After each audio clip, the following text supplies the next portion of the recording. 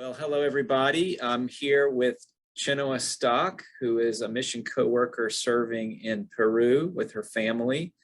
And she's going to spend a few minutes with us telling us about her ministry there as a PCUSA mission coworker. So thanks for joining us today, Chenoa.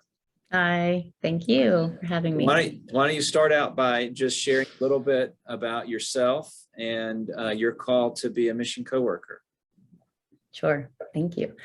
Well, I'm from Pittsburgh, PA. I'm a double PK, so both of my parents are pastors, Presbyterian pastors, now retired. And grew up and decided around college to experience another culture. My parents always decided they want all their kids to experience another culture before graduating college. And so I did that in Africa, loved being abroad, which led me to then participate in the Young Adult Volunteer Program of the Presbyterian Church, the YAV program, and served in India and taught English there, which then opened doors to then serve with the Joining Hands Network in Sri Lanka, which is a network that brings community groups and denominations and secular groups together to address root causes of systemic issues of water, of food, of trade, of climate change, of all of these bigger issues in our world that we share. And so I served there for 4 years with the network Prajabilasha, or People's Aspirations, who worked on land rights. And then as I finished there, doors opened to then go to Bolivia to serve with the Joining Hands Network there. Served there for 8 years with the Joining Hands program called Uma Vida, Joining Hands for Life. And their focus was really on water contamination or water rights, environmental justice due to affected communities affected by mining contamination. And then as that partnership kind of took another turn, my husband and I were asked if we would want to serve in Peru, which is right next to Bolivia and South America there, with an accompaniment program called PCUSA. And that basically is this bridge of communication for churches who want to come down and visit and be and share in partnership with our partners in Peru. So. I guess PCUSA is Peru and USA together. Yeah, someone was clever. It was not me, but someone was clever. Well, can you tell us a little bit about the ministry there in Peru and what it's like with PCUSA? Maybe a couple of your top priorities or areas of ministry that are meaningful to you? Sure. So as I said, so PCUSA is accompaniment program, but we really look at it as this bridge, bridge of partnership, bridge of communication between our global partners in Peru and then U.S. congregations like yourselves. So before the pandemic, we really were looking at connecting our global partners with U.S. churches, mostly through mission experiences. That means bringing churches to Peru and being part of that logistical, like being part of the partnership, but also the logistical part of hotels and transport and interpretation and just all of that. And so some trips might look like projects. We had a medical campaign where there were doctors and nurses that came, and we're in a community that did not have in the rural communities that did not have as much access, to medical care. Or there have been CPR kind of medical side, but also just building things that a seminary, a Bible institute needed help building a wall or taking out rocks or planting something for the land. So really these mission experiences can look like many different things.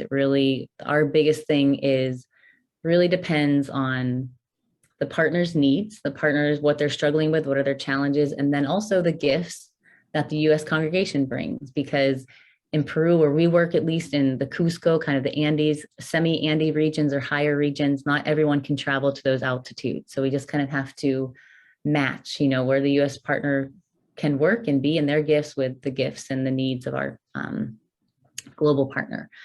And so that was really the focus before the pandemic. Now, as the pandemic has come, as we all have, we've shifted. And our ministry has really just been this, as it was before, but just even more so, constant communication with our partners, knowing their struggles, knowing their challenges, accompanying them through that, recognizing their gifts, giving them a voice. And then also a huge part, which we're doing right now, is just sharing their story, sharing what is happening in Peru, not just with the partners, but in general, and then sharing the specific experiences and stories of our partners. So I see that as really my role as a mission coworker. The hands and feet of Jesus are there to walk and be with our partners. Can you give us an example maybe of, I know you haven't been able to do this in a while, but if you can remember a particular group that came, maybe what would be, I don't know if there is a typical experience, but like how long would they stay? What kinds of activities would you encourage them to do? Yeah. That kind of thing. Well, I can say our two partners in Peru are, again, with Joining Hands. There's a Joining Hands network in Peru, which are about 8 groups, again, who are churches, denominations, as well as secular groups and non-government organizations who are just, doesn't matter what you believe, we just all believe that we need to care for creation and care for God's people. And that's what brings us together, and to address these issues where the marginalized are affected. And so the Joining Hands Network is one partner. And then the other partner is the Evangelical Church of Peru, or I'll refer to it as the IEP. If I say that again, that's what I'm referring to, our second partner. And we're really focused with them more in kind of this Cusco area, kind of the center part of Peru, and then the Puno area, which is more east near the mountains.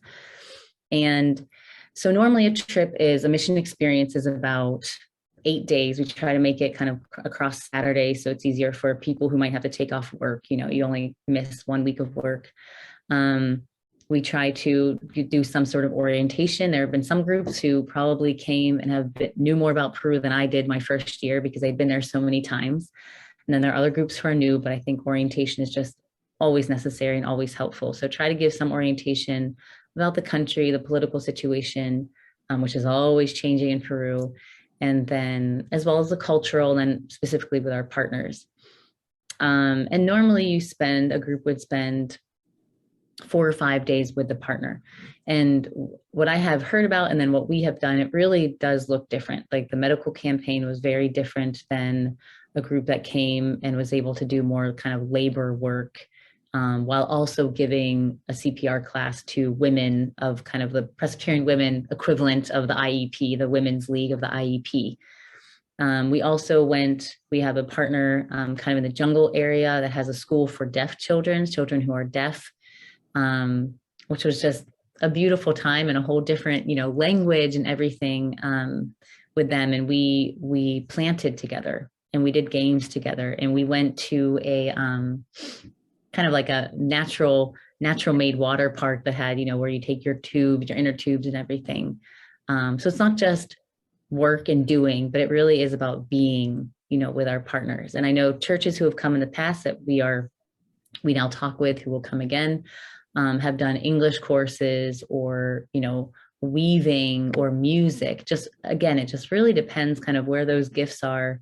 Yeah. Of the church that's coming, and what they not what they want to do, but what can they offer, and then where does that match? What gifts do they bring? Yeah. Mm-hmm. And where does that match with the partner in Peru? The needs there. Okay.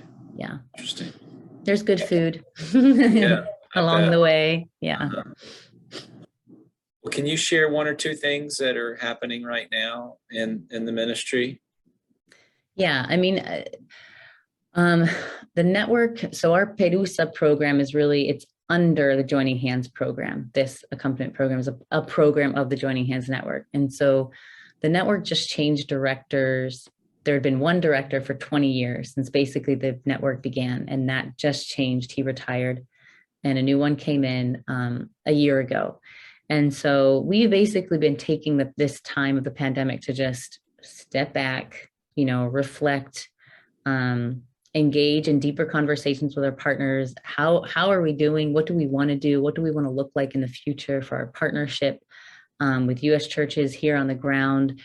And even just getting more Peruvian context. Like, where are we in Peru now than 20 years ago when the network was started? Where do we want to be putting our energy and our focus of mission and ministry? Who are the actors now that we can kind of partner up with, and even if it's not, the direct partnership. So really, that's really where we've been. I think the second one is, because of that, next month in April, we're having this a big strategic planning meeting to really just sit and really grapple with those questions. What do we want to be? What do we want to do? Who do we want to do that with, and how? So those are the two biggest things. And I think amidst that, we also kind of on the US side, we have what's called a Peru Mission Network. And it's pretty small right now. I think that it had tried to exist a while ago, and they're trying to resurrect it, in the last couple of years, kind of get people more engaged. And so we've tried to do small events with those. We've had meetings, and I think in June, we're going to try to have a bigger event that would just introduce people, to Peru, to our partners, and maybe just not everything, but maybe just have a focus of here's one thing happening in Peru, and how can we learn more deeply about this issue? And so we're really trying to rev up the Peru Mission Network again too, which is something, many people can kind of from the US side and learn more. So just trying to get that going again. Awesome. Well, thank you for spending this time with us. We of course, are at the beginning of our relationship with you and your family, wanting to learn more how we can support you and pray for you, and hoping that that maybe some of our members will be interested in learning more and reaching out. And but how can we best support and pray for you all right now? Yeah, thanks. I didn't say that in the beginning, but yeah, I'm married to a Bolivian who I met in my service in Bolivia, Jose. That went right, and then we also have a 4-year-old son, Leandro. And so, just because I'm in that, I would say prayers for our family. We've been in kind of some major transitions, as everyone has, I think, in the pandemic in one way or another. So just prayers for our family and whatever will come in the future. But I also just think this is amazing. I think this interaction here and sharing it and learning about a little bit, even if it's a little bit about Peru or about who's there and how can we partner together. I think that's just a great step in itself. Also, I'll be on what's called interpretation assignment, where I'll go, hopefully once the travel ban is lifted, can go and travel to churches and present a little more in depth about what we're talking about here and where we're serving. So I could come to your church maybe, or we do something virtual. Hopefully everything lifts up soon enough that we can do that. And I'll be doing that May through December of this year. So that would be an option.